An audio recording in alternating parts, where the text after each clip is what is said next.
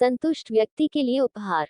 तेनालीराम की बुद्धिमत्ता और वाक्पटुता से महाराज कृष्णदेवराय सदा प्रसन्न रहते थे और समय समय पर तेनालीराम को भेंट प्रदान किया करते थे। तेनालीराम ने भी इन भेंटों को संग्रह कर अच्छी धन संपदा एकत्रित कर ली थी।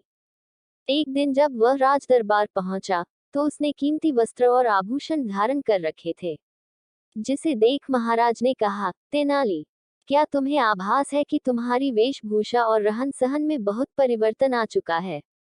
प्रारंभ में तुम्हारी वेशभूषा अति साधारण रहा करती थी।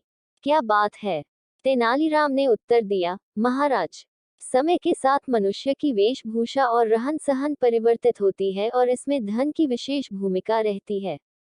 आपके द्वारा दी गई भेंटों से मैंने पर्याप्त बचत की है। उन्हें ही खर्च कर मैं ऐसी वेशभूषा धारण कर पा रहा हूँ।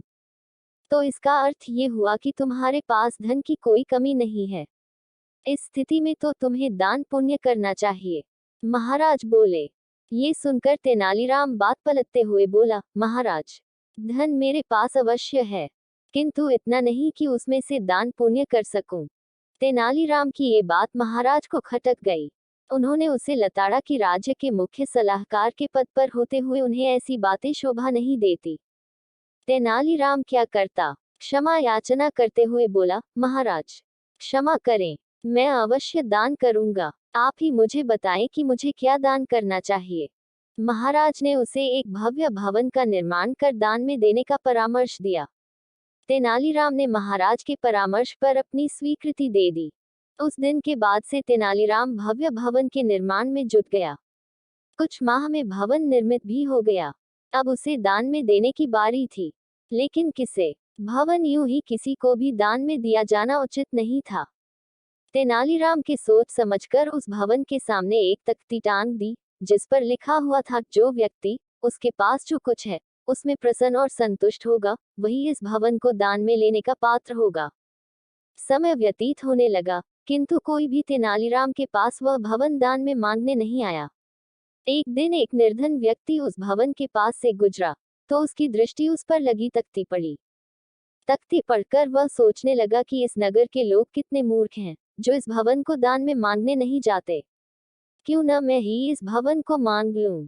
वह तेनालीराम के पास पहुंचा और उससे भवन दान में देने की याचना करने लगा। तेनालीराम ने पूछा, क्या तुमने भवन पर लगी हुई तख्ती पढ़ी है? हाँ, मैंने एक एक शब्द पढ़ा है। निर्धन व्यक्ति बोला। तो क्या तुम्हारे पास जो कुछ है, तुम उसमें प्रसन्न और संतुष्ट हो? तेनालीराम ने फिर से पूछा। मैं पूर्णतः संतुष्ट हूँ, निर्धन व्यक्ति ने उत्तर दिया। तो फिर तुम्हें इस भवन की क्या आवश्यकता है? यदि तुम्हें इसकी आवश्यकता है, तो फिर तुम्हारी ये बात झूठी है कि तुम अपने जीवन में उपलब्ध चीजों से संतुष्ट हो। ऐसे में तुम इस भवन को दान में लेने के पात्र नहीं हो।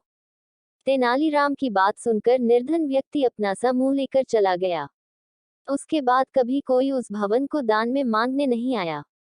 कई दिन बीत जाने पर भी भवन दान में न दिए जाने की बात जब महाराज के कानों में नहीं पड़ी, तो उन्होंने तेनालीराम को बुलाया और इसका कारण पूछा। तेनालीराम ने सारी बात बता दी। महाराज यह बात सुन हंस पड़े कि तेनालीराम अपनी बुद्धिमत्ता से दान देने से भी बच गया।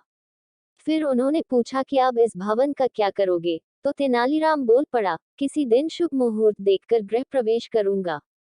अगर यह कहानी आपको पसंद आई हो तो प्लीज़ मेरे चैनल को लाइक, सब्सक्राइब और शेयर करें। धन्यवाद।